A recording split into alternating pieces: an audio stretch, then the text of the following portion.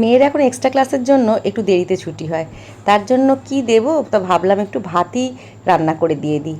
প্রথমে একটু অল্প তেলের মধ্যে একটু ঘি দিয়ে দিলাম, সাদা জিরে ফোড়ন দিয়ে একটু আদা একটু রসুনকে গ্রেট করে একটু দিয়ে দিয়েছি, আর অল্প একটু আলু, অর্ধেক আলু কুচিয়ে আলু ভাজার মতন করে কেটে নুন দিয়ে একটু সটে করেছি। পেঁয়াজগুলোকে গোল করে কেটেছি, তেরছা করে কাঁচা লঙ্কা কেটেছি, আর সোয়াবিনগুলোকে আগের দিন রাত্রেই ভিজিয়ে রেখেছিলাম, ছোটো টুকরো করে কেটে সোয়াবিনগুলো দিয়ে দিয়েছি। সোয়াবিন তো খুব প্রোটিন, সোয়া চাঙ্কও ইউজ করতে পারেন।